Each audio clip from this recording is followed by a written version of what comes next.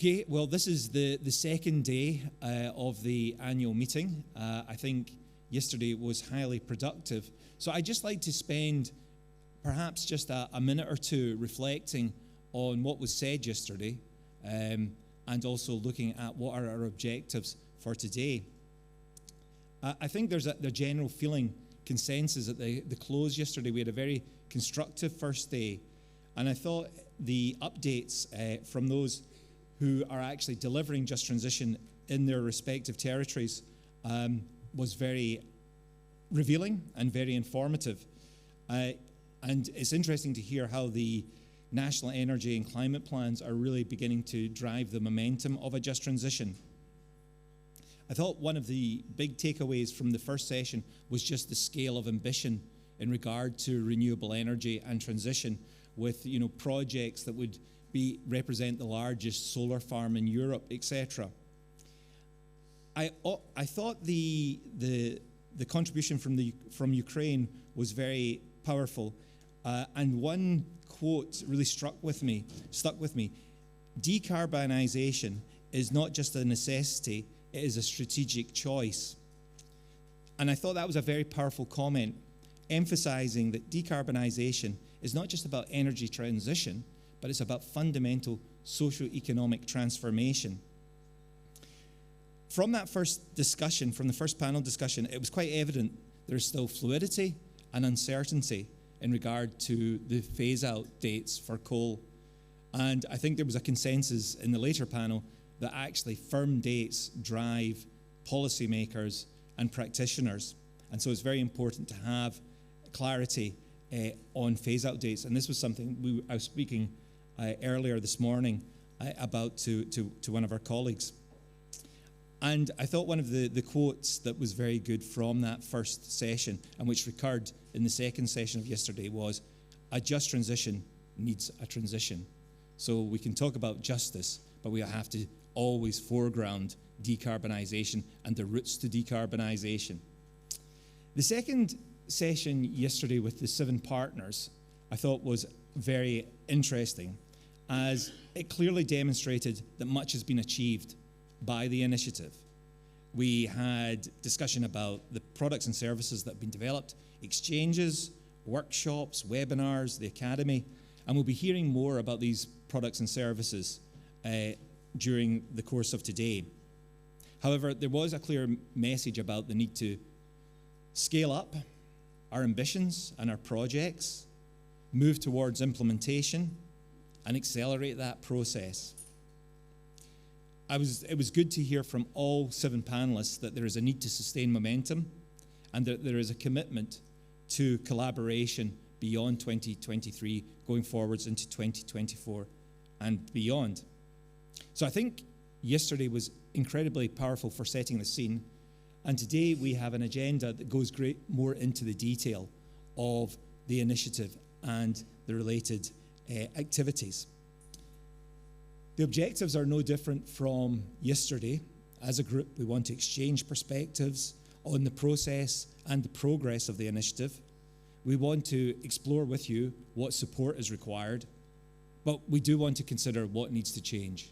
What should we be doing more of? What should we be doing less of? What needs to change? So we have this agenda for you today that, as I said, very much breaks down the respective activities of the initiative. And the first panel discussion will be about the peer exchange, and I'll be handing over in a moment to that panel. Then we have a second panel on governance structures and stakeholder engagement. After lunch, we will be looking at financing, again, a recurring issue from yesterday. And then the final session will look at capacity building and what are the needs and what do you require to take forward this just transition agenda. Our final closing session, we have 2 representatives from the European Commission, 2 senior representatives from the European Commission. We have Paulo Pinho from DG Ener, and we also have Wabin Ajimin from DG NEAR, and they will be actually considering where we've come from and how we go forward collectively and beginning to look forward into 2024 and beyond. So there is a real incentive for you to stay as long as the conference is on, because the ending will be, I think, have some very powerful messages for everybody in the room, so please stay. Anyway, I will try and be disciplined with the timekeeping today, so you have your coffees on time, you have your lunch on time, because it is going to be a busy day, so let's stay focused. We've got one day more as a community, so let's use it wisely and productively. So as I said, I'm now going to hand over to the panel on peer exchange, and I'd like to introduce Carsten Rothballer, who will moderate this session. I look very much forward to this, as Carsten is always insightful and engaging. So, Carsten, over to you.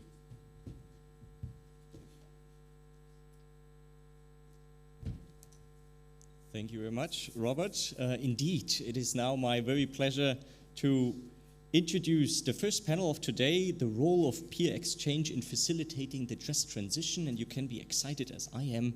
I was part of the team that steered the peer exchange program here of the initiative, and there is so much to tell you. Some of it we will reveal today. The peer exchanges can play an important role in sharing knowledge, in building partnerships in the EU and Western Balkans and Ukraine, in stimulating commitments, and that's why the international partners of the initiative have also enabled the organization of these exchanges in various types of form. Next slide. We had exchanges happening in Bosnia-Herzegovina and between Bosnia-Herzegovina and the Appalachia region in the US.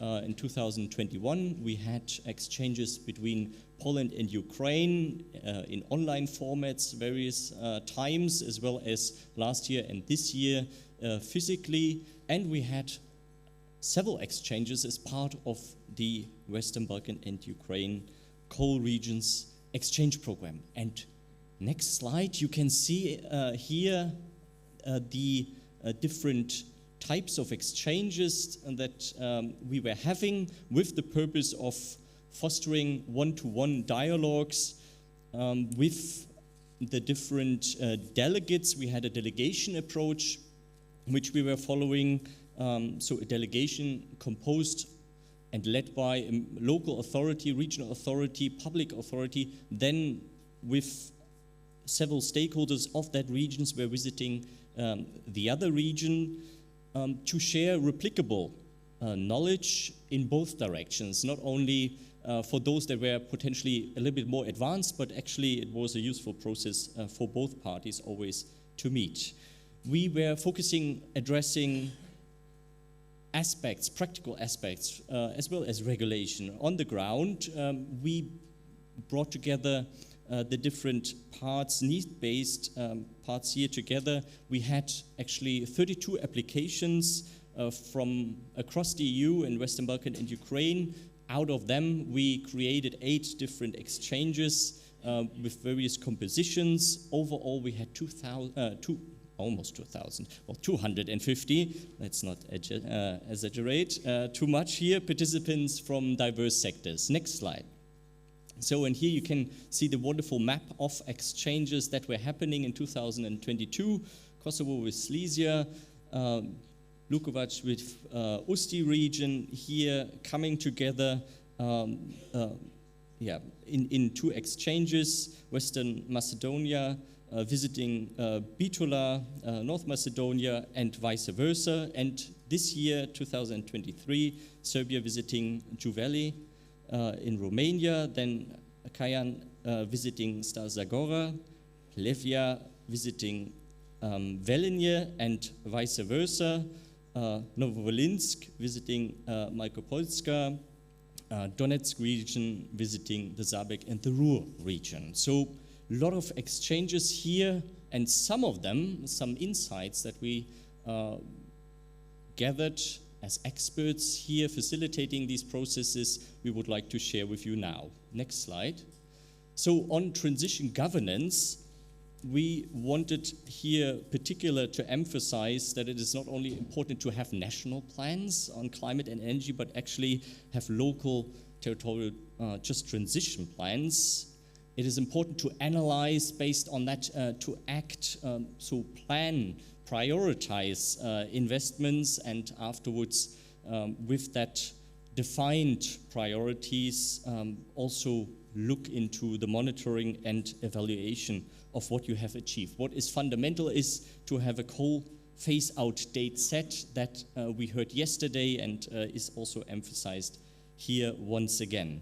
For funding authorities, and in particular in situations where funding is rare, then here the need for synergies, to synergize the planning, which potentially is fragmented to some extent, is extremely important. So having a local plan with a clear direction would enable you then, as funding authority, also to synergize here the various parts of the puzzle. Next slide. In terms of the transition governance and the strategy, we could also stress and need to stress to align the various policies and initiatives. So here the message to collaborate multilaterally via meaningful governance processes, bringing together the national, regional, as well as local actors here at the various stages of the just transition process here together. Use the expertise that is available locally and regionally available, also for planning national plans.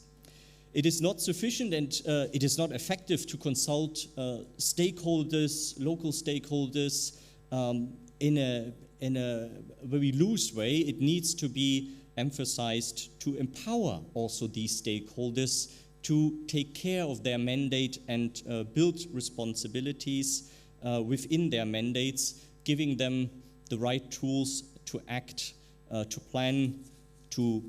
plan projects, and then eventually also invest into them. Next slide. Concerning the stakeholder engagement and communication process, we would like to highlight that we are still working to some extent in isolation, and we shouldn't. So let's break the silos horizontally as well as vertically between different departments of a municipality, of a region, but also within the ministries. So here the just transition process is a complex one. Bringing together the different perspectives is extremely important here to emphasize. So the question is, do you know your landscape of interests, of needs of your local stakeholders, of their ambitions, of their wishes? It's Christmas time, so we should also emphasize here very much that there is a role for local stakeholders to play here. Give them a voice for those that are affected by the transition. Communicate to them strategically, reaching out. If they not come to you, go to them and engage them. Here, particular marginalized groups, but also youth as such, we encountered should be much more involved in the just transition process. Next slide. So, looking further, if you convene, if you cooperate and dialogue, come together and don't compete. Funding is there, potentially. Use the possibility to identify projects that are meaningful for all, for different stakeholders, because the more different stakeholders are united behind, speak with one voice, so to say, behind that transition target you have identified, the more powerful you can engage many more. So communicate clearly. We have understood not only actually in the Western Balkans and Ukraine regions, but actually also within the core regions in transition in EU member states. Often communication comes after the plan has already been developed. It is similarly important to have also a communication plan in line with the transition targets, with the transition plan that you have developed. So that should be emphasized. Only then actually also stakeholders can be reached, can be engaged, can participate, acceptance can be fostered, and stakeholders can take ownership if they need to. Next slide. Looking at the economic diversification and regional development, indeed, we in many parts are still looking at shifting away from economics in core regions. So here, still, the question is doing an analysis, looking at the advantages, the assets that are locally available, and develop them strategically forward with businesses that is already integrated in the region or you would like to attract. In any case, you should foster skills through vocational training for workers and the entire community. So here, not only looking at the employees of the coal mining companies, but looking beyond, extending the picture here in that sense. Next slide. In terms of infrastructure and site sustainability, we advocate for revitalizing the infrastructure and the sites with environmental rehabilitation and repurpose them to synergize with future-oriented activities. We also call for transferring ownership of properly rehabilitated sites and assets to public authorities and update enabling legislation for locally led repurposing. Next slide. Here, last recommendations concerning the sustainable energy transition. Here, the message, keep your culture and identity of an energy-centric region, but commit to renewables. They are locally different, but they have a lot of potential in various means, so explore them, use them, and commit to renewables at different scale. Last but not least, get energized to shape the local decarbonization and bring to life the energy transition for and with the community. And having said that, I would like to now conclude overarchingly with some recommendations before I call the panelists here, which have much more to tell than which is just summarized here. But let me emphasize quickly several aspects here. The peer-to-peer exchange was highly appreciated by the coal regions, both in the EU as well as naturally in the Western Balkans and Ukraine, politically as well as technically. We have seen and experienced that advancing the energy transition has actually helped the understanding, broadening the understanding, and also supported the EU accession. We have seen that local level political commitment and managerial commitment exist in the Western Balkans and Ukraine. The mayor of Bitola, for instance, is here. He can tell you much more about local commitment on this matter. We call for support communities in locally oriented planning, and that means also a focus of reskilling, and as I emphasized, on youth, but also on the entire educational system of a coal region. We have talked to trade unions, SME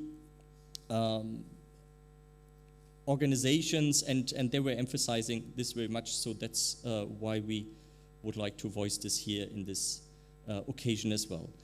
We have seen that the transition needs facilitation, and the next step is to implement, and not only to plan, but to implement what was planned. And here, again, facilitation between the different governmental levels, but also stakeholders should be taken care of. We encourage the coordination between the key international partners here to continue with this initiative. We advocate for funding to be earmarked for the just transition process, also in the Western Balkans and Ukraine, and we suggest that the just transition mechanism, the approach of the just transition mechanism of planning locally, having earmarked funding for that very purpose of identified projects, and then monitor the impact and evaluate the impact, that scheme would be also suggested here in this context. Next and last slide, so peer-to-peer exchanges, open doors. Thank you for your attention. More to come in writing, as we have also summarized these points in more detail, and they will be delivered to you. But now it will be my pleasure to introduce the panelists to you. Let me change a little bit my stage.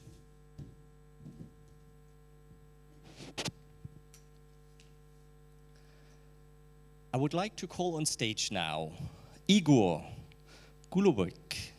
He is manager of the Department for Business Transformation at the coal mine in Pljevlja since 2022. Before that, he was mayor of the municipality of Pljevlja from 2019 until 2022. Thank you. Welcome. We have also with us Karla Sitar. She is head of the Economic Development and Transition Office in the municipality of Velenje. Yes, please.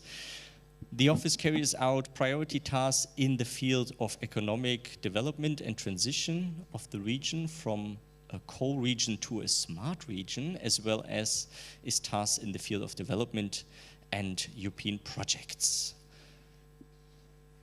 Thirdly, I would like to call on stage Ognjan. He works as a program manager in the program area for energy, climate and environment at the Belgrade Open School.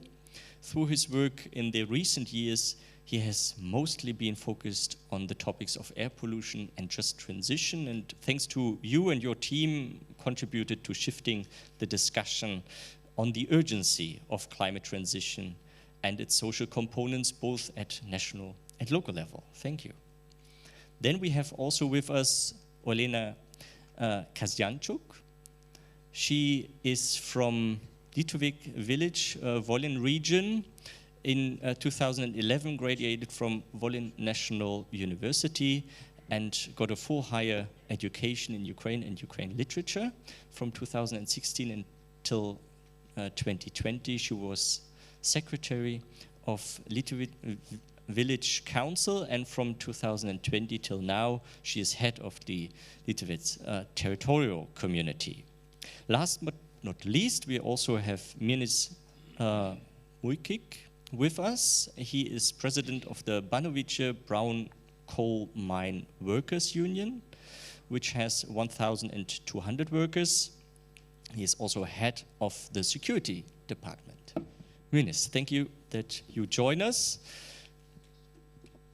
And having said that, I would be now interested to understand from all panelists a kind of a statement like of what are recommendations or lessons learned you took away from the exchange program that inspired decision-making and taking action on just transition. And Igor, maybe we can start with you. Thank you very much. And since we have enough translators here in the conference call, for me it's easier to emphasize my thoughts in Montenegrin. Because of that, I will speak further in Montenegrin. Prvo želim sve da vas pozdravim i da zahvalim organizatorima i sekretarijatu na ovakvom impozantnom događaju gdje pored ovakvih diskusija imamo veliku šansu da upoznamo bolje jedni druge jer smo svi u istom procesu i da u pauzama, u neformalnim diskusijama doznamo i prepoznamo dosta dobrih ideja, dobrih razmišljanja koji će nam sigurno biti od koristi u narednoj budućnosti.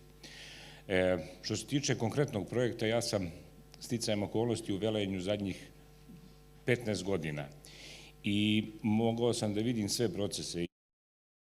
Kolege iz Grčke mogli čuti da je donošenje odluke o izlasku iz uglja katalizator procesa i to je, po mom mišljenju, ono što sam mogao da naučim iz ovoga projekta jeste da se to u Velenju jako dobro vidi. Donošenje odluke o izlasku iz uglja je značajno ubrzalo dosta procesa u regionu uglja Saša doline. Također, kada se odluka donese, jako je bitno posle toga fokusirati se na aktivnostima koji su ispred nas. Nikako dalje nastaviti na objašnjavanjima zašto je trebalo produžiti rok za phase out, zašto je dobro da taj rok duže traje, zašto nam treba duže vremena i tako dalje i tako dalje. Znači, to je prošlost, mi moramo gledati u budućnost. Jako je bitno da postoji potpuna posvećenost lokalnih partnera procesu pravedne tranzicije.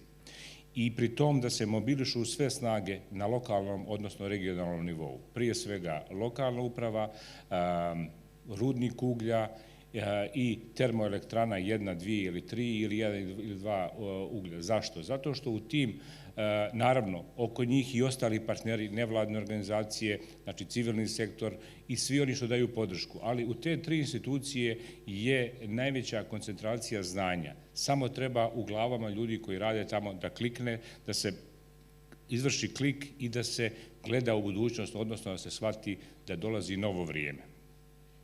Također, jako je bitno da sam proces bude jasno vođen i transparentno vođen, da se na samom startu urade kvalitetna strateška dokumenta, odnosno planovi na osnovu kojih će sam proces dalje teći. Just transition, i time zaključujem, znači pravedna tranzicija je za region uglja Velenja, odnosno Saša doline, kao što sam ja mogao da vidim i to sam prepoznao iz razgovora sa ljudima koje poznajem dugo godina, je prepoznat kao šansa. I definitivno pravedna tranzicija za Velenje je šansa, nije opasnost.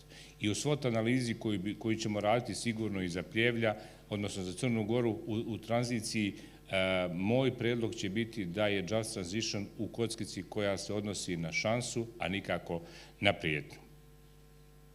I na samom kraju, za mene, Velenje je uspješna priča u procesu pravedne tranzicije, što znači da pravedna tranzicija u našim državama može da radi.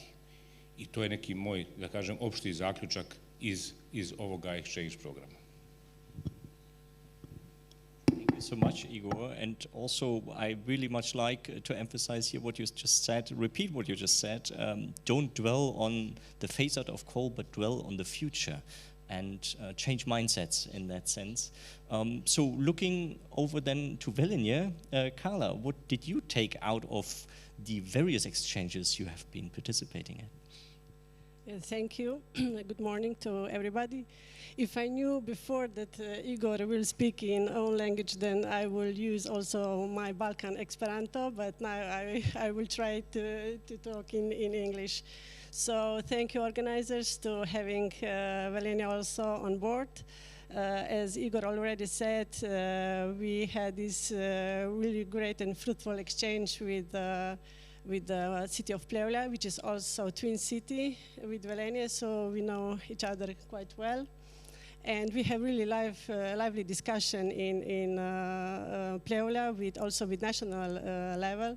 I am looking at Aneta, so she was also participating this event, and I see a lot of familiar faces here from Pljevlja.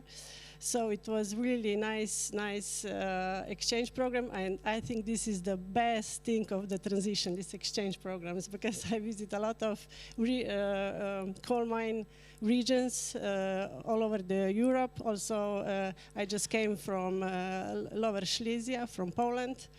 I was in Germany, and it's really nice to see that we are not alone in this process and that we can learn from each other, because each region or each city have something to show and that we can learn from each other. So we make the decision of coal phase out in January last year. Our national strategy of coal phase out was adopted by the government, and the year is at 2033, the latest. So we have 10 years to solve our problems, our issue, and our challenges.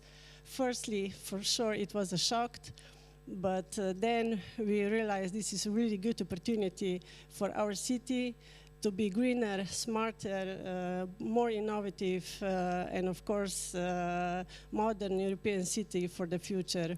So we grabbed this opportunity with both hands, and we apply also for the mission. So we are part of the 100 climate neutral and smart cities by 2030. And I think from Bosnia, Sarajevo is also in this group. And for the next year, we will have the title Green Leaf. This is award for smaller cities. So we will be a green capital in Europe among smaller cities, still 100,000 people. So we are proud of these titles, and we decided that we want to continue with the development of the city, and I said to be more greener. We have the last still working coal mine in Velenje, and in nearby city Šoštanj we have the last thermal power plant, which produce 1/3 of electricity for Slovenia. So it's quite a huge and important facility for Slovenia.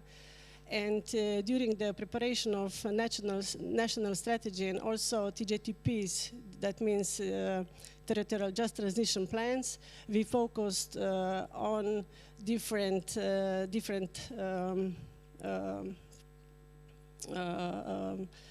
problems. One is that we know that we will lose 5,000 jobs directly and indirectly, and that we have to decarbonize our district heating system, because right now we have this second largest district heating system in Slovenia, and it's based on coal, domestic lignite, and we have to transform it to renewables in the next 8 years. So we managed to put this project as a strategic project into this TJTP, so it will be financing through GTF. We received 20 million euros for the first phase, so we have to isolate all the pipelines and substations, and then we will go to renewables. And not only that, we have to actually reduce the energy demand in the city. So we have to renovate all the apartments, all the buildings in the city, not only the public ones, otherwise the system will not work. So these are our main challenges, and of course, because also the representative of Syndicate of Union is with us, we are waiting still for 2 laws. One is law of closure of coal mine, which will address also an issue regarding social security of miners, and we are waiting for law for economic transition of our region, and hopefully that they will prepare soon. So I think this is enough for the start. Yes, thank you, Karla. And naturally, it's music to my ear if you say that the exchange program is one of the best parts of the initiative. Indeed, and it's incredible what Velenje has achieved and is actually looking at stars to become one, striving for climate neutrality with that background of being a coal dependent city. So here, let's stay tuned and observe how you continue your journey here in that sense. So more to come. Ognjan, what did you perceive and would like to capture here and share with the audience of what have you learned within the exchange programs? Thank you, Carsten, for your introduction and for an invitation to speak in this panel. I would just like to give a little bit of context on how we ended up as a civil society organization in this knowledge exchange program. And to do so, I need to go, although we talked about future, just a little bit back in the past. The moment in which the applications for the program were opened were in 2021, in autumn. In that moment in Serbia, there is no discussion facilitated by the authorities on just transition. There is no framework for it. That was the year where when we saw discussions of a new draft spatial plan for Serbia, which at that time considered 3 or 4 new gigawatts of thermal power plant capacities new to be built after 2021. It was the year when we as organization participated in one online study visit. It couldn't take place in person due to COVID. It was an online study visit to German region of Lausitz. Together with Aspen Institute, we were learning how Germany carried out their just transition in that region, which alone would exploit the same amount of coal as the entire Serbia. So this was the scenery. There was no debate, no framework for just transition on national or local level, and we saw this as a great opportunity to engage, at least to some extent. We were aware of the policies that were developed and adopted in the neighborhood of this hotel in Brussels, the new EU Green Deal. We were always very curious to see how it will impact our region and what are the opportunities and challenges to accelerate some processes. So when the applications were open, we applied as a civil society organization together with the only institution that we met, which was interested to talk about it. Those were trade unions, Trade Union Confederation. And somewhere along the road, the delegation of Serbia's Ministry of Energy joined, which was a very encouraging thing. And what followed was a brief period where we started having contours of Serbia's energy transition and just transition policy. Suddenly, the ministry started with drafting NECP. It started with drafting just transition diagnostics with action plan.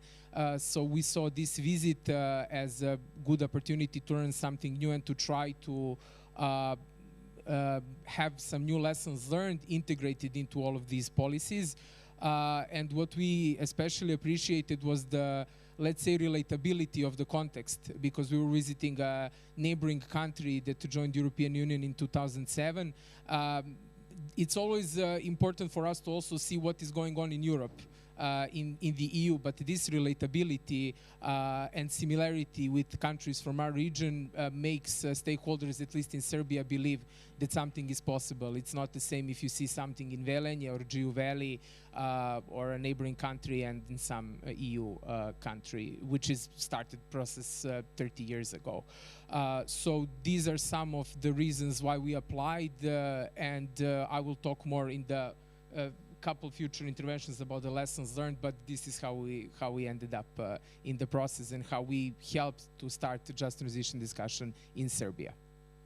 Thank you, Ognjan. Indeed, also to say that the participation of the ministry as part of the delegation was one of the few that were able to be organized, and so thank you for your commitment here. Also great to hear that you found the exchange pairing useful. We actually spend a lot of time of matching and finding the right matches, so great to hear that from you. Olena, you exchanged with Poland regions, so could you tell us what you have encountered here? What lessons learned have you taken back?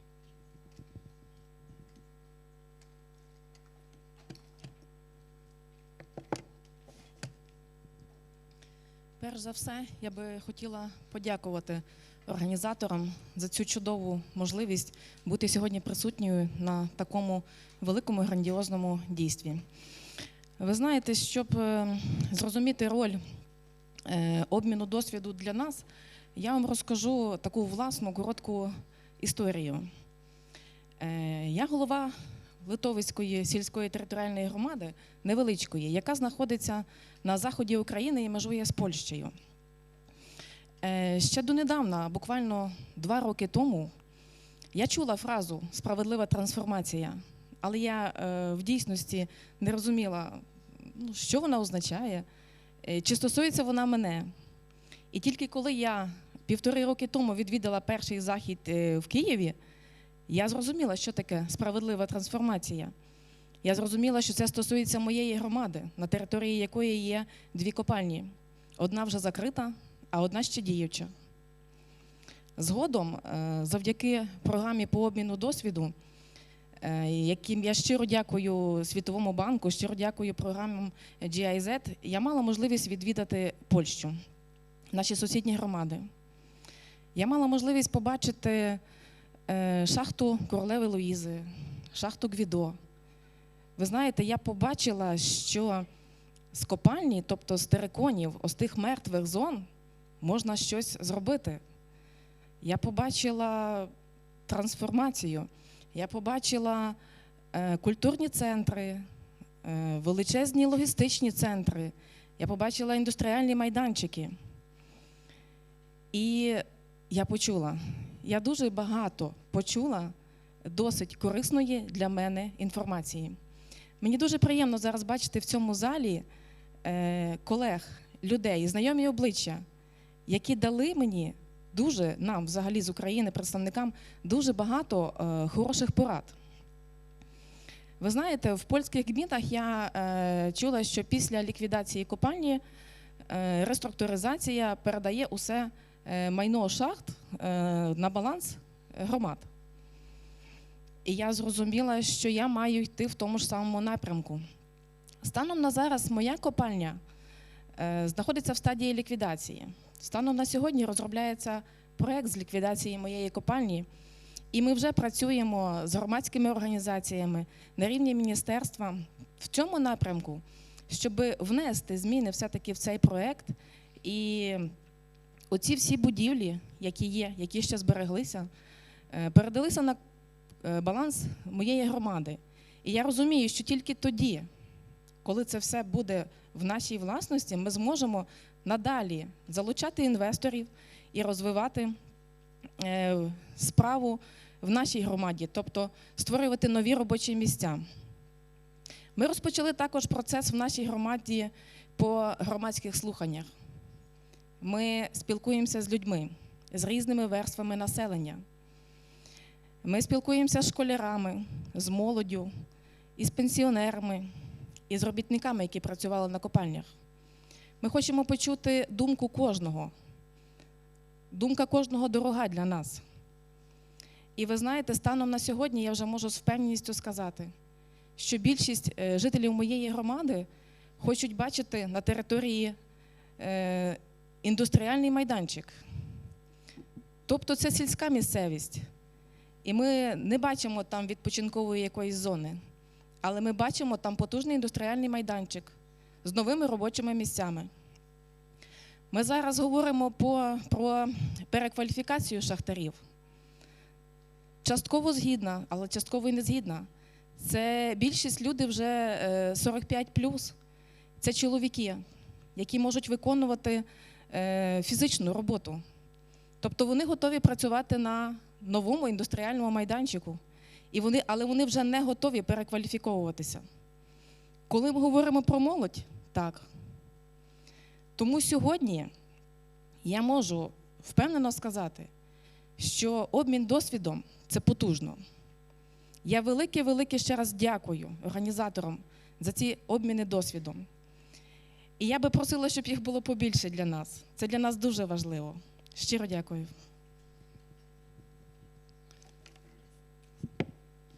Thank you so much. Just Transition is about us and filling it with words, with public hearings, for instance, making it the process authentic, trustful, possible for people to access. I find very interesting to listen here, and thank you that you have been inspired by seeing the change elsewhere. Last but not least, Mirnes, you as representative from trade union, what have you taken back from your perspective here out of these exchanges? Thank you, Carsten. Good morning, everybody. I will speak Bosnian.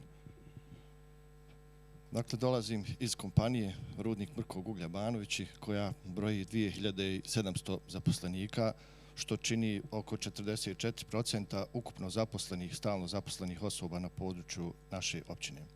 Ova kompanija datira iz 1946. godine i proizvodi cirka 1.500.000 tona uglja, što je prema podacima oko 15% ukupno proizvedenih količina uglja u Bosni i Hercegovini.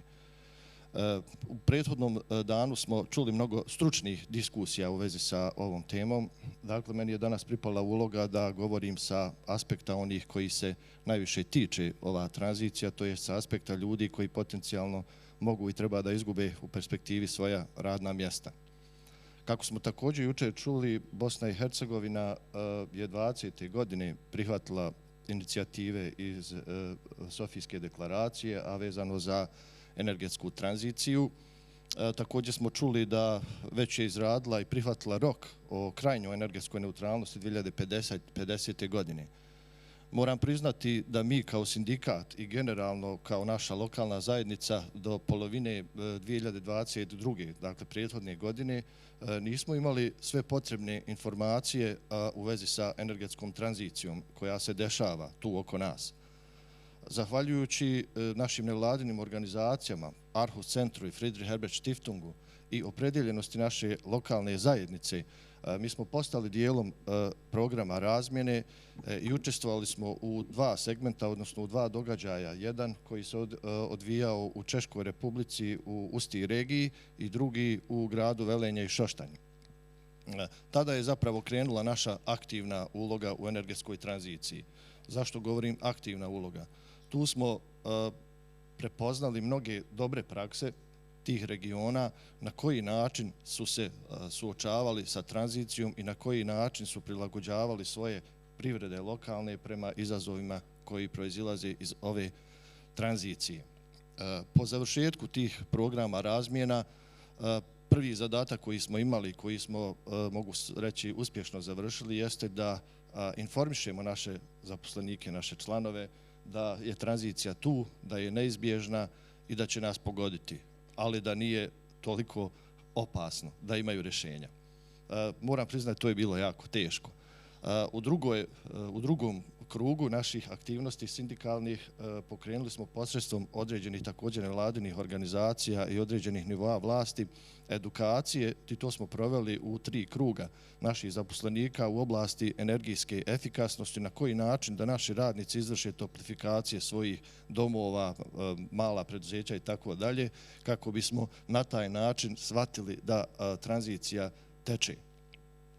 Kao treća mjera, ona koja je možda najnepopularnija, na kojoj trenutno radimo, jeste da naše kolege mlađe životne dobi motiviramo da izvrše prekvalifikacije svojih zanimanja prema djelatnostima, tehnologijama koje će biti servisi izgradnje novih sistema, elektroenergetskih sistema poput fotonaponskih, vjetro i tako dalje elektrana. Ono što želim napomenuti također, ovaj proces teče zajedno sa lokalnom zajednicom.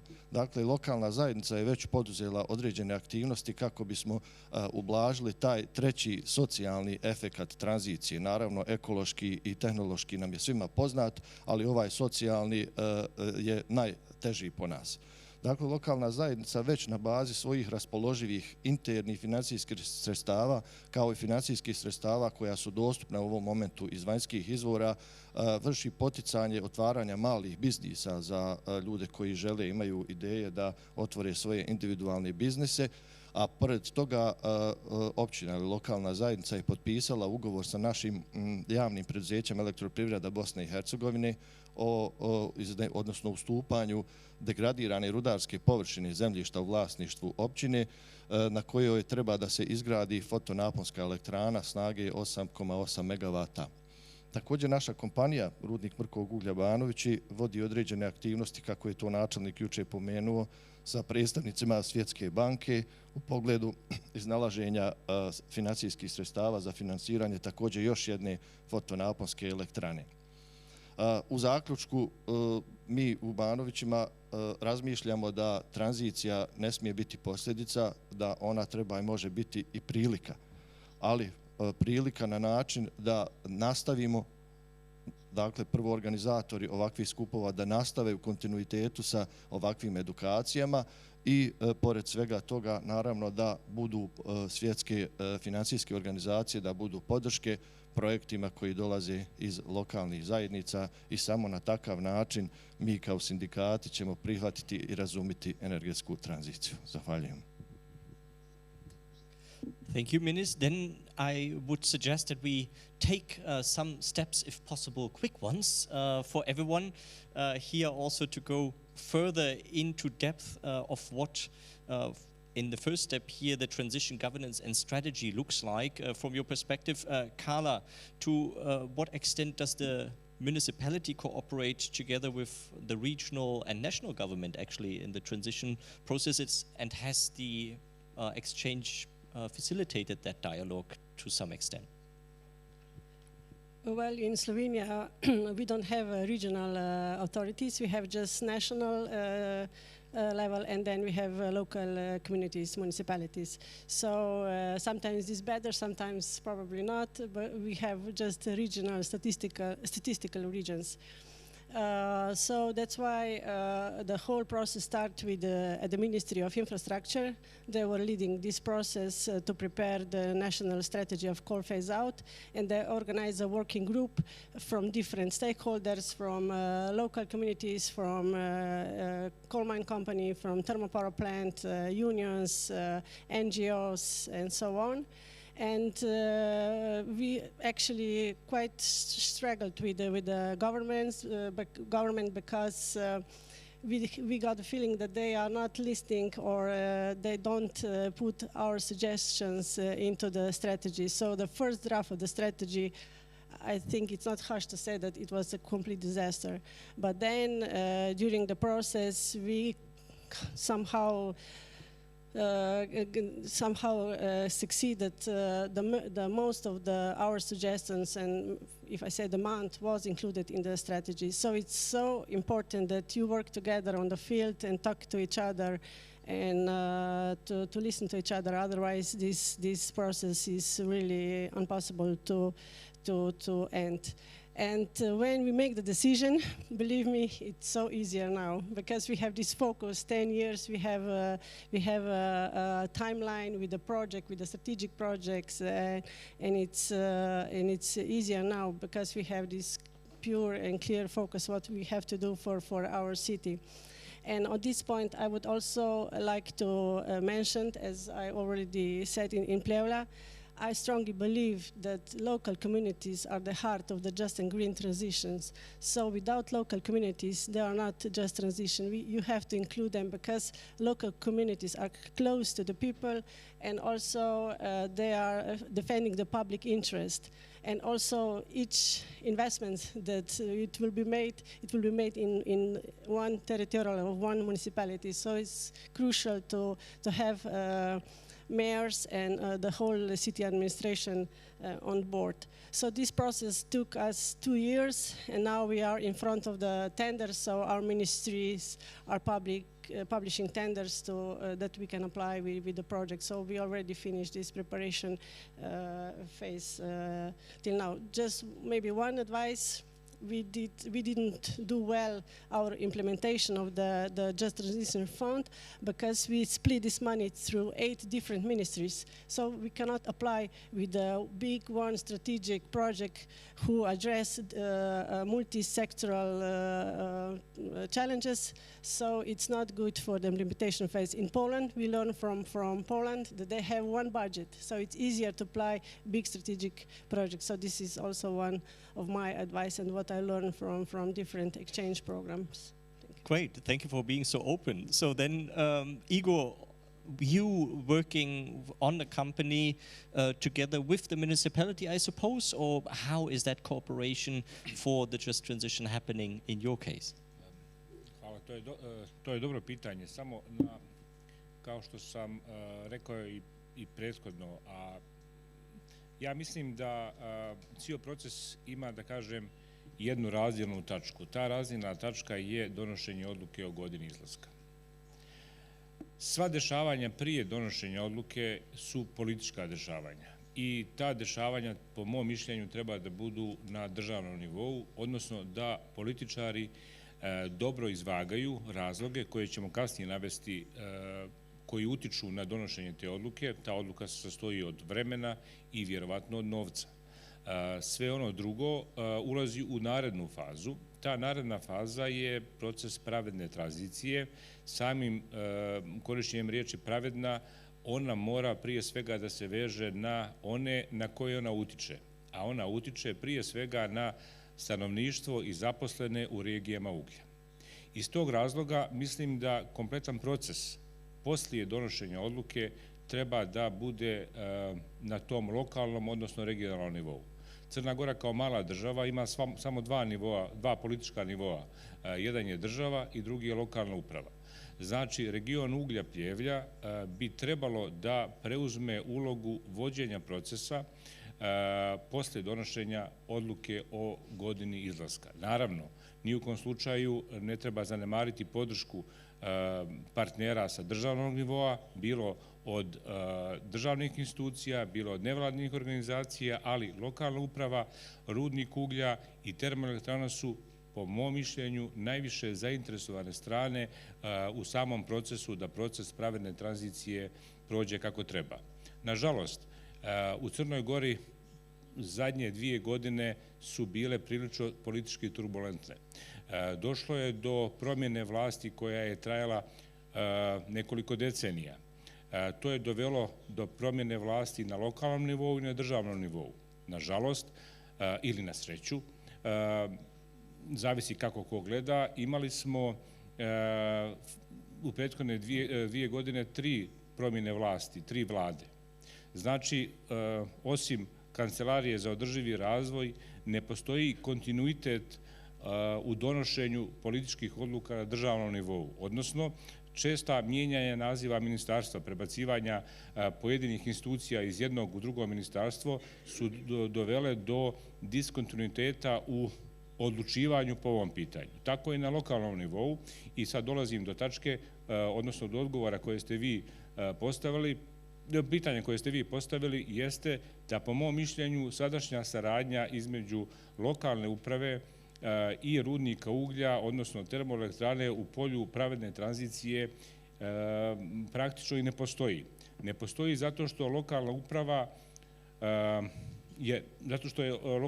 koja je nova, kompletno su novi ljudi došli van nekih ranijih procesa, treba vremena da prihvati i da shvati proces pravedne tranzicije, proces crnogorskog pristupanja Evropskoj uniji, proces prihvatanja vrijednosti koje ima društvo u kojima mi težimo. S druge strane, rudnik uglja kao kompanija koja zapošljava 1500 ljudi, od kojih je polovina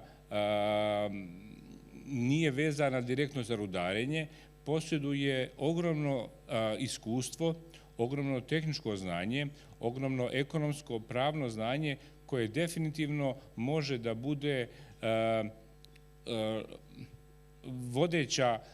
vodeći partner u procesu pravedne tranzicije u Crnoj Gori. I siguran sam da će se rudnik uglja kao kompanija, a i elektroprivreda, tako i postaviti. S druge strane, s obzirom na kontinuitet i odlučivanja i rada u ovim energetskim kompanijama, mi smo u rudniku uglja već uspostavili neke inicijalne radne grupe, inicijalne pretpostavke vezano za projektne ideje, tako da spremni dočekujemo proces ulaska u planiranje pravedne tranzicije, odnosno izrade strateških planova, akcionih planova vezanih za pravednu tranziciju u regionu uglja Pljevlja. Zato, kao jedan, da kažem, zaključak kroz odgovor na vaše pitanje je i apel institucijama koje daju podršku pravednoj tranziciji da se u narednom vremenu posveti malo veća pažnja strukturiranju i organizaciji, odnosno davanju informacija novim strukturama upravljanja u Crnoj Gori vezanim za značaj i sam proces pravedne tranzicije. Thank you, Igor, also for being open and not hiding away the difficulties, the turbulences, politically as well as technically. Looking at Serbia now, Ognjan, how would you characterize the governance process you encounter here, and has multi-level governance helped the process here in one way or the other? Well, in terms of governance in the just transition process, I think in Serbia it's pretty much, let's say, not clear. The current process of drafting the just transition diagnostics and action plan is being, of course, facilitated by the Ministry of Mining and Energy. But when you look at the places, the communities that are reliant on coal, we have two big surface mine basins, and there are 9 municipalities in these basins, but they are not organized as some form of a regional authority, regional government. They're local self-governments, and some of them are not even local self-governments, but Belgrade suburban municipalities, which means that they have very limited decision-making possibilities. There are also mines which are underground coal mining, which are scattered across Serbia, small communities. And definitely when you talk about these glimpse, the early beginnings of just transition policy development in Serbia, it's of course centralized with some attempts to decentralize it in a way. But what was a very important lesson learned for us when it comes to our study visit to Romania and how the governance of just transition there is carried out. What was striking for me, because we were visiting Gju Valley in Romania, this region is governed by coalition of different stakeholders, which includes local self-governments, civil society, people from mining companies. So it's very, very diverse. And for me, as a civil society organization, one of important lessons learned was that my approach, at least in my when I started working on this topic, was very narrow, because when I was looking at the landscape, I was only focusing on, for example, environmental organizations.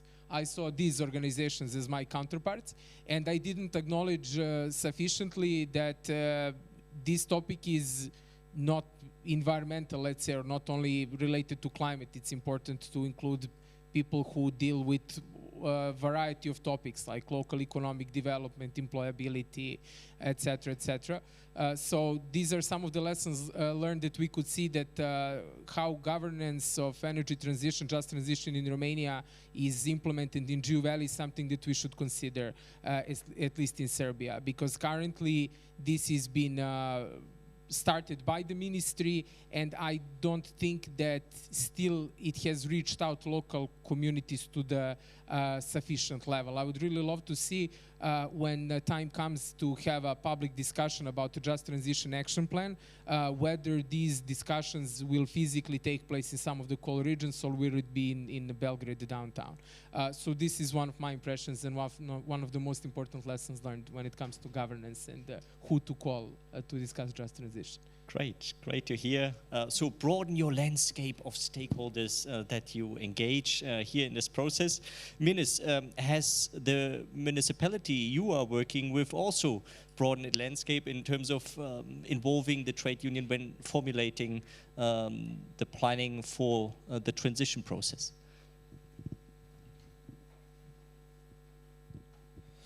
Moram priznati, to sam u uvodnom dijelu svog izlaganja pomenuo, da sinhronizovano praktično u istom momentu i lokalne vlasti i sindikat su počele sa aktivnostima na pripremi odgovora na energetsku tranziciju. Naravno, lokalna uprava naspram svojih ovlaštenja i ustavnih nadležnosti, a sindikat naspram svojih dozvoljenih aktivnosti, ali u svakom slučaju ove aktivnosti se vode sinhronizovano.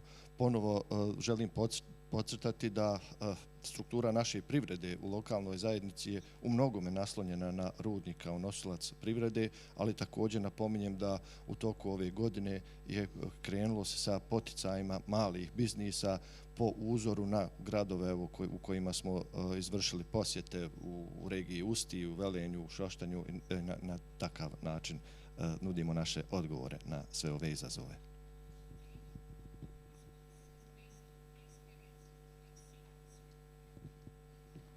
Great. So acceptance of what you have seen.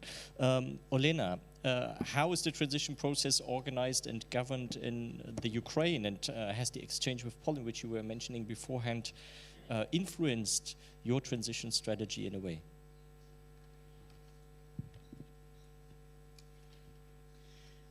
Я особисто не можу сказати, що я впливаю на цей процес, але я є частинкою цього процесу.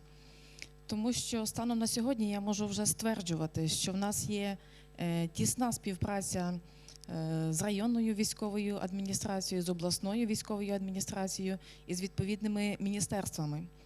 Станом на сьогодні в нас вже вибудовується сам механізм трансформації вугільних регіонів.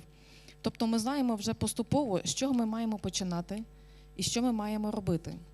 Станом на сьогодні, для прикладу, у моїй громаді ми вже на стадії створення робочих груп, які будуть далі продовжувати працювати з різними верствами населення. Також ми на стадії розробки плану справедливої трансформації нашої територіальної громади. Але всі ми розуміємо, що, на жаль, через війну фонд державний щодо трансформації вугільних регіонів, він відсутній практично. І це дуже ускладнює процес трансформації в Україні, тому що оці плани, розробку цих планів ми зобов'язані і мусимо оплачувати з власного бюджету. Ми це все усвідомлюємо і тому працюємо далі в цьому напрямку. Thank you. We take note of the difficulties here and wish to, through at least exchanges also to help to share as much as possible to do steps better and quicker than they can be done also in difficult situation. Having said that, I would like to now look at the stakeholder engagement and communication part, and you have experienced several exchanges, but it would be awful if it would just sit with you reflecting in your heads, but actually how did you share the information, the experiences, the emotions you have encountered with your colleagues internally, potentially also externally. So how did you communicate and inform the knowledge obtained? Maybe Igor, I turn first to you. Yeah, I will. Ja ću da pokušam da svedem tu priču na odnos između prije donošenja odluka. Znači, kao što sam rekao malo prije, određivanje godine izlaska je politička odluka koju vlada mora donijeti i za tu odluku preuzeti kompletnu odgovornost. Ali, s druge strane, na nama je da damo argumente šta znači za energetiku u Crnoj Gori, energetska stabilnost Crne Gore i energetska nezavisnost Crne Gore, s obzirom da je sada skoro 50% električne energije u Crnoj Gori proizvedeno iz termoelektrane Pljevlja. Energetsku nestabilnost u Evropi koju smo imali prije 2 godine i enormne cijene koje smo imali prije 2 godine električne energije, mi u Crnoj Gori apsolutno nismo osjetili. Mi, za razliku od većine evropskih zemalja i zemalja u okruženju, cijena električne energije u Crnoj Gori se nije povećala zadnjih, mislim, 14 godina. To znači da je to jako bitan argument prilikom donošenja odluke o trajanju, odnosno neophodnom vremenu za izlazak iz uglja. Također, na nama je i da objasnimo kolikav je crnogorski uticaj na globalno zagrijavanje, odnosno koja je to emisija koju crnogorska elektrana daje kad svedemo sve polutante na CO2 u odnosu na region i da objasnimo, odnosno da to kao argument priložimo u tom vremenu potrebnom za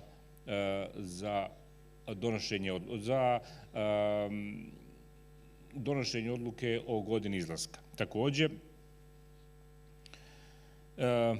treba da učinimo i dosta toga da termoelektranu Pljevlja učinimo ekološki neutralnom za okruženje u kojem ona radi i zahvaljujući naporima i državnog nivoa i lokalnog nivoa mi smo u odmakloj fazi ekološke rekonstrukcije termoelektrane Pljevlja, tako da će termoelektrana Pljevlja, ja mislim, prva u regionu, kad kažem regionu, mislim na region Zapadnog Balkana, biti elektrana sa biti ekološki neutralna u kontaktnim zonama svoga rada, osim naravno emisije CO2 gasova. S druge strane, trebamo da objasnimo državnom nivou, znači političkom nivou, da je opština Pljevlja u najširem smislu apsolutno razvila zavisnost od energetskog sektora u opštini Pljevlja. 1.500 direktnih radnih mjesta i još 700 indirektnih radnih mjesta je vezano za energetski sektor u našem gradu. 50% budžeta lokalne uprave dolazi iz energetskog sektora. Obrazovni sistem je potpuno vezan za energetski sektor. Kažem, obrazovni sistem mislim na srednjoškolsko obrazovanje u Pljevljima. Također, zbog višedecenijske zavisnosti biznisa od energetskog sektora, veoma je slabo razvijen privredni sektor malih i srednjih preduzeća van energetike. Zašto ovo govorim? Govorim zato što su to argumenti vladi prilikom vaganja datuma, odnosno godine za pravednu tranziciju s jedne strane, a s druge strane vremena kojima, kao što sam rekao ranije, nama u Pljevljima treba da riješimo određene probleme. I na kraju, iz iskustva sa razmjenom sa Velenjem, ja sam zaključio da Velenje nije u tranziciji 2 godine, kao što ste rekli. Velenje je u tranziciji zadnjih 30 godina. Zašto? Zato što je zadnjih 30 godina zato što je lokalna sredina zadnjih 30 godina iskoristila sve benefite kojim profitabilan energetski sektor daje. Znači, kao što je Karla rekla, urađena je toplifikacija, odnosno daljinsko grijanje na izvor iz termoelektrane iz termoelektrane Šoštanj. Riješena je saobraćajna infrastruktura. Velenje je jako dobro povezano sa ostatkom Slovenije saobraćajno. Srednjoškolski obrazovni centar je bolje opremljen i bolje organizovan nego pojedini fakulteti u mojoj zemlji. Totalno je diversifikovana ekonomska aktivnost na lokalnom nivou, tako da kompanije nisu zavisne samo od rada za rudnik uglja i za termoelektranu. To znači da nam treba vrijeme, to znači da je pravedna tranzicija šansa, ali opet kažem, političari treba dobro da odvagaju šta je to što je dovoljno dugo vrijeme, jer ako to ne odvagaju, bojim se da ćemo opet izgubiti određeno vrijeme, jer će doći neki novi političari s kojima ćemo morati opet istu priču da pričamo. Well, thank you, Igor. Again, talking about the deadline here. We have a deadline also for the session to end, but maybe we have still some flexibility of 5 more minutes and so on. So we are not yet there, and I would encourage you to also ask and prepare 1 or 2 questions here from the audience side. Before that, Velenje was already mentioned. Karla, you have an entire team which you need to inform and inspire. How do you do that? Yeah, true. Our mayor 2 years ago established a brand new office, Economic Development and Transition Office, and 13 people are dedicated just to do on European projects on the transition, economic development, tourism, and so on. So it's crucial to have dedicated people to do only on these projects. And of course, we are working together with the whole municipality. Sometimes, director, please don't listen, sometimes we speak a different language, but otherwise at the end the goal is one, and we are focusing on our mission. So of course it's never enough time to communicate and to pass all the information, but we are trying internally and externally. Our director and our mayor organize also before summer break event for all the employees at the municipal administration to present all the projects, including exchange programs and so on. So it's crucial that they could also get a feeling what we are doing. in our department, and we will repeat that I think next week with all our companies and with other public sectors. So it's crucial that the whole city can feel the vision and what is our focus for the next 10, 20 years. Thank you very much. Are there other responses to the question of how to communicate internally, externally best? Yeah, Ognjan?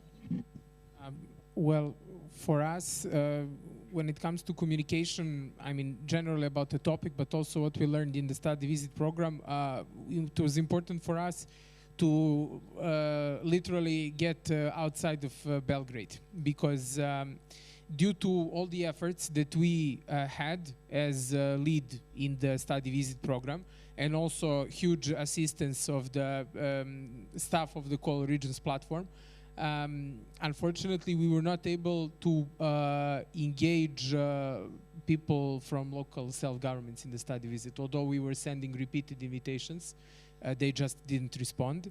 There was a follow-up event in Belgrade in June. Again, this was in Belgrade, and invitations were sent, but they didn't appear. So together with the Trade Union Confederation, we organized 2 discussions about the lessons learned.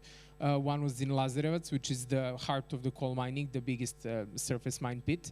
And the other is in Sitar, that has in its vicinity 2 underground coal mines. So what we saw is that people who are in the mining companies, the miners, they respond to it differently, which is natural.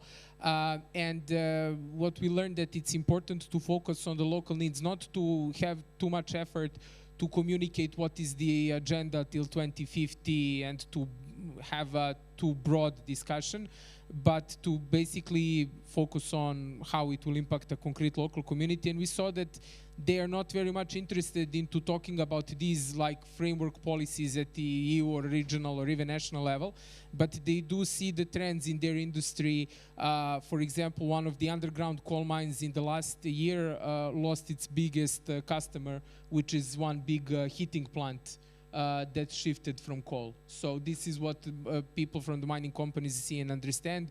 So for us, the lesson learned was get out of Belgrade and focus it on what it really means for the community. So unfortunately, we did not have the local community representatives in the study visit, but fortunately, we have it now in the room. As a follow-up, we can talk about it later as what were our like key takeaways from the visit. So this was from our side. Great to hear. Progress is made and will be made. Olena, Mirnes, would you like to comment on any aspect? Yes, please. Цілком погоджуюся з колегою. Я хочу сказати, що в дійсності самий головний чинник в трансформації вугільних регіонів – це комунікація. Вона обов'язково повинна бути. І вона обов'язково повинна бути, починатися з найнижчого рівня. Це з органів місцевого самоврядування і закінчуватися міністерствами.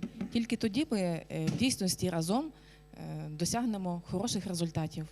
Результатів, якими будуть задоволені в першу чергу кінцевий споживач. Це наші діти, наші жителі наших громад. Дякую. Thank you. Obtaining results together, I take, and Igor wanted to intervene immediately. Samo jedna rečenica, upravo komentar, upravo vezano za razmjenu informacija i partnerske odnose. Nekako, s obzirom da sam radio u lokalnoj upravi i u energetici, stalno smo suočeni, po znacima navoda, sa drugom stranom. Druga strana su vrlo često nevladine organizacije, ekološki pokreti i neko ko je, bar kod nas, po prirodi sa druge strane. Ja mislim da je jako bitno napraviti partnerski odnos i odnos uzajamnog povjerenja u dobru namjeru i energetskog sektora i lokalne uprave i nevladinih organizacija ekoloških pokreta. Zašto? Zato što sam siguran da koliko oni koji su u tim pokretima, u ekološkim pokretima, siguran sam da oni više ne vole ovu planetu našu državu i našu lokalnu sredinu od nas. I mi imamo djecu, i mi imamo svoj život, i mi razmišljamo na sličan isti način kao i oni da bi unaprijedili kvalitet svog života u raznim oblastima. Zato mislim da bi trebalo u budućnosti više raditi, ovakvi događaji su šansa za to, siguran sam, na tom jačanju uzajamnog povjerenja između nevladnih organizacija i onih sa druge strane, to jest partnera iz energetskog sektora. Thank you very much. So, Mirnes? Ok, ja ću u zaključku još nešto reći. Naravno, iz dosadašnjih iskustava shvatili smo da bez komunikacije nema ovog procesa. Kako interne, tako i eksterne. Eksterna su ovakvi skupovi gdje svi mi iz različitih regiona dolazimo i kupimo određena znanja i iskustva i naravno kada se vratimo u naše regione potrebno je da ih među sobom razmjenjujemo. Kako lokalna zajednica i ostali partneri, tako među sobom lokalne zajednice u okviru jedne države. Siguran sam da na takav način možemo uspjeti u svemu tome. Zahvaljujem. Thank you too. Then events are an opportunity to exchange. You have the opportunity now. Are there questions for the panelists? Please raise your hand. Be brave, even in the morning. Yes, there is one. Do we have another one? Yes, 3. Okay, let's collect. Hello, can you hear me? Yes. I have a question, if I may, for both Karla and Mirnes. About the social aspect of this process. So you mentioned the plans that Velenje has for the various energy projects, etc. I wanted to get more information from you, if you can, about these 5,000 jobs that you mentioned. So is there a plan for reskilling? And I'm sure there is something like that planned. And also I wanted to ask Mirnes about the reactions people have to the reskilling programs. And you mentioned that you're trying to encourage people, those who are, let's say, younger workers, to reskill and to be prepared for the future jobs. I just wanted to hear from you, how do they react? What is the plan for the future? What is the timeline? And what are those jobs looking like? Thank you. Okay, these were 2 questions for 2 candidates, so let's take them quickly. Okay, of course we have a reskilling program included in TJTP and also will be financed through GTF fund. But we have opposite problem. Our coal mine is searching for miners. So if you have extra, just send them to Velenje because they need miners till the end of working process. And even then, when the mine will stop working and using coal and digging coal, they will need around 400, 500 workers for this closure work for the next 10, 20 years. Regarding 5,000 jobs, we are quite active. We have to replace them before the mine will be closed. And I'm sure that the majority of these new jobs will not be for the miners, but for our kids, because in total soon we will use 5,000 jobs. So we are we are creating new business zones to attract new investors, and we have quite success. We invite two companies from pharmacy sector, which is not usual for our coal mine city, and the added value is quite high. And also one company will start R&D center for heating pumps here with a Swedish ownership. So it's good to be active also in this field, and we will build brand new facilities for startups, technology industrial park, and also future center. So we will combine our faculties and new startups and innovation to boost this process. And also we are focusing, sorry, I know this is 1 minute, we are also focusing how to boost SMEs, because we are dependent on 2 big companies. One is coal mine company, and the second one is Gorenje, bought by Hisense now. So 2/3 of the jobs are in these big 2 companies. So we have to, diversify our economy in the future. Thank you. Great. Yeah, so many ideas and experience here to share. The time will not allow for it, but there is coffee break soon to come to dwell further. Mirnes. Ok, kazao sam ranije da namjeravamo u našim sljedećim koracima da motivišemo naše zaposlenike ka prekvalifikacijama. Moram priznati da mlađa radna snaga uglavnom razumiju ovo što se dešava i sa njima nemamo problem, no problem je sa ovim malo starijima koji će svakako do momenta totalne energetske neutralnosti ostvariti prava za penzionisanje i sa njima pretpostavljamo da nećemo imati probleme, ali ljudi mlađe životne dobi to vide putem društvenih mreža, putem interneta, svjesni su toga i sa njima nemamo problema. Čak i određeni školski centri počinju prilagođavati svoje programe i nude mogućnosti. Evo, trenutno je aktuelno zanimanje montera solarnih panela. Čak na našu žalost i dobar dio naših aktuelnih zaposlenika je u tim zanimanjima pronašao svoju sreću u Njemačkoj ili ne znam negdje drugdje, što je za nas u ovom momentu šteta, ali nadamo se da će oni jednog dana sa bogatim iskustvima vratiti se u naš grad i pomoći nam kada budemo gradili ove naše solarne elektrane.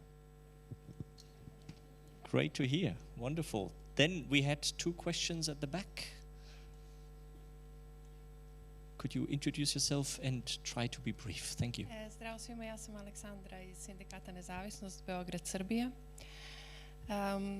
Mi smo ušli u ovaj program razmene putem podrške Beogradske otvorene škole i smatram da je Sekretarijat za Zapadni Balkan i Ukrajinu izuzetno bitan za nas, jer smo mi sindikati jedino na ovaj način uključeni u Just Transition.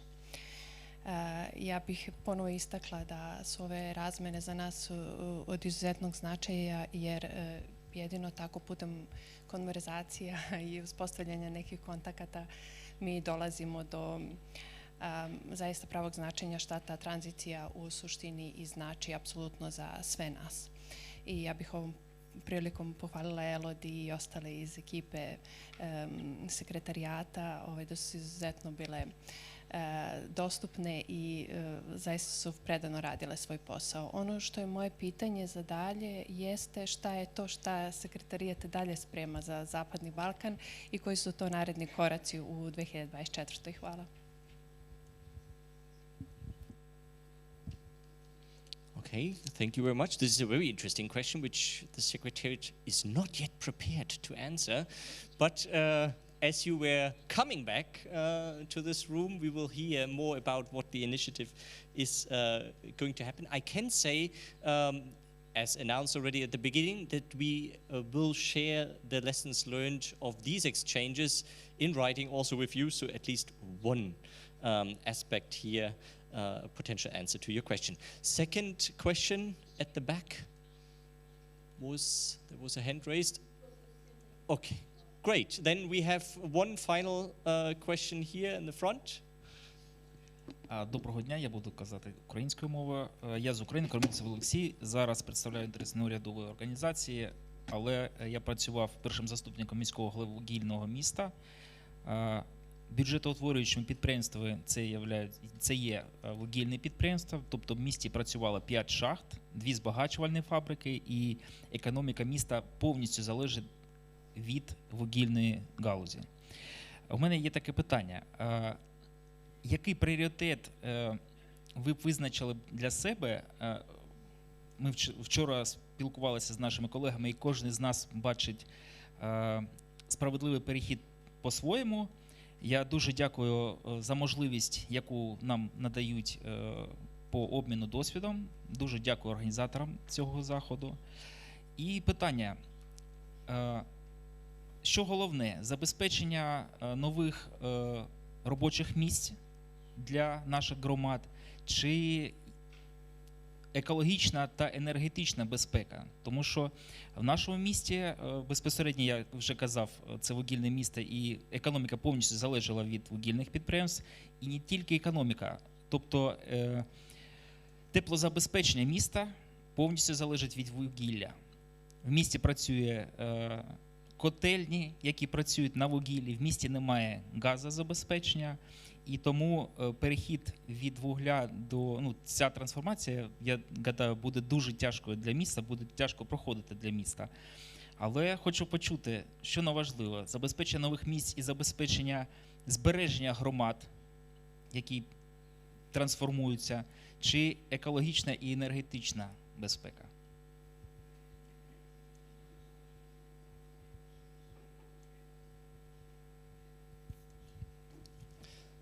Thank you.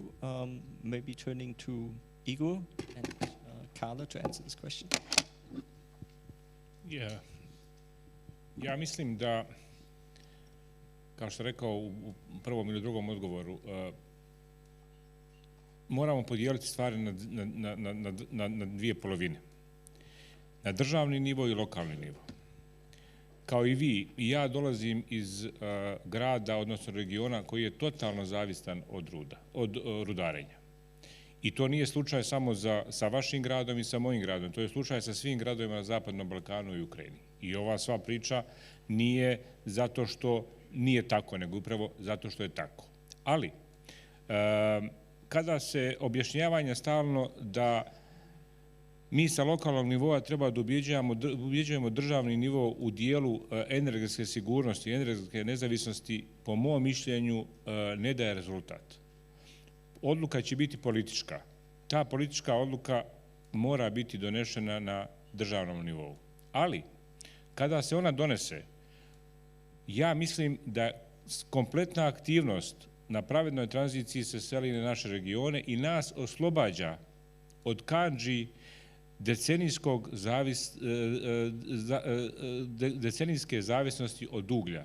Mi smo, bar u mom gradu, od kad se rodimo, razmišljamo kako ćemo da radimo u rudniku uglja i u termoelektrani. To nas blokira u raznim razmišljanjima, u raznim razvojnim šansama, u raznim biznis šansama.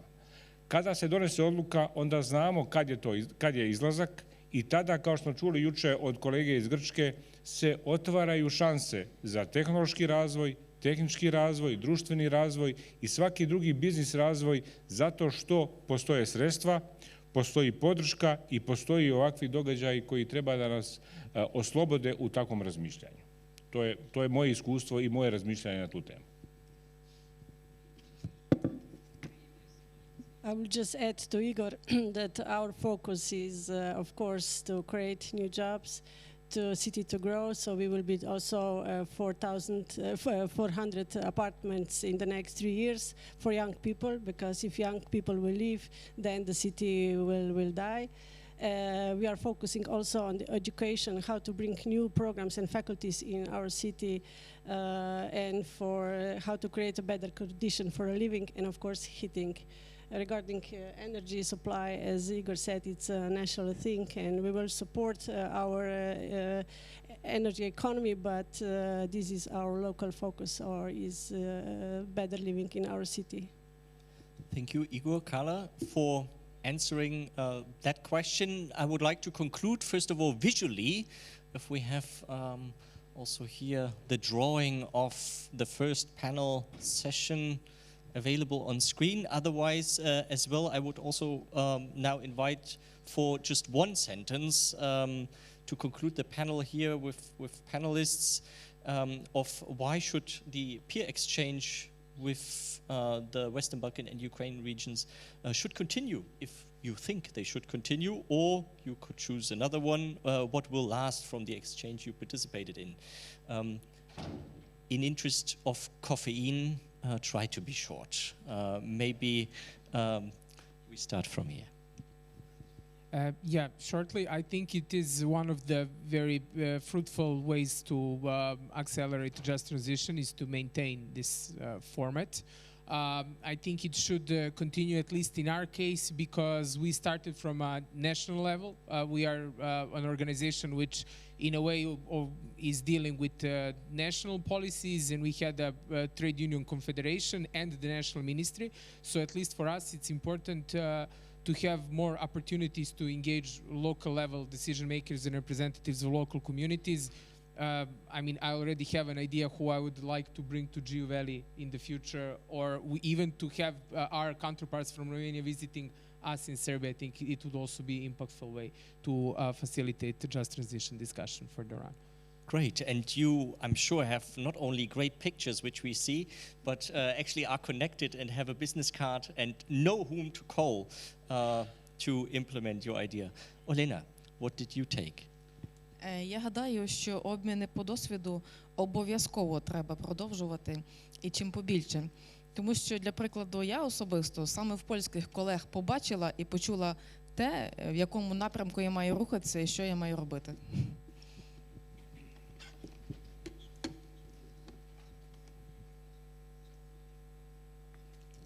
Thank you for that emphasis. Mirnes, over to you. Svakako da smatram da razmjenu treba nastaviti. Pored bogatstva individualnih ličnih kontakata svih nas ovdje prisutnih, također su nam dostupne i iskustva. Ne zanemarujući bilo šta drugo gdje smo vidjeli u toku razmjena, želim napomenuti bogata iskustva iz Velenja, kako je i kolega Igor pomenuo. Oni su najdalje otišli kao lokalna zajednica u tome i mislim svi mi ostali da ih trebamo slijediti u tome i odgovor leži tu negdje. It's not a one-way road indeed, it's a mutual dialogue. Igor. Znači, samo kratko, još jedan put. Pravedna tranzicija je definitivno šansa i kao tako je trebamo gledati, ne kao opasnost. Pozitivni primjeri i praksa koju smo mi dobili iz Velenja i koju nam je Velenje pružilo kao na tacni, kao iskrenim prijateljima, se vidi da život i biznis u našim lokalnim sredinama zavisnim od uglja postoji i van okvira uglja i proizvodnje električne energije iz uglja. Tako da dobra organizacija i posvećenost kao iskrena namjera daju rezultat i siguran sam u tome da, naravno vodeći računa o pažljivom izboru partnera u razmjeni, ovakvi programi sigurno imaju svoju budućnost i daju dobru priliku za lakši prolazak puta pravedne tranzicije. Finally, Karla. Thank you. Yeah, I hope that you will continue with this exchange program in the future, because we are eager to host you, or maybe to visit your city and your regions in the future, because it's always space for new knowledge, new partnerships, new friends. So good luck to everybody. Sretno svima. Great, and with that we would like to conclude the first panel. Thank you so much. A big applause to the panelists who stood your questions and shared their ideas. Also, the difficult parts, you can now grab them while having coffee, a wonderful combination. So enjoy. Thank you.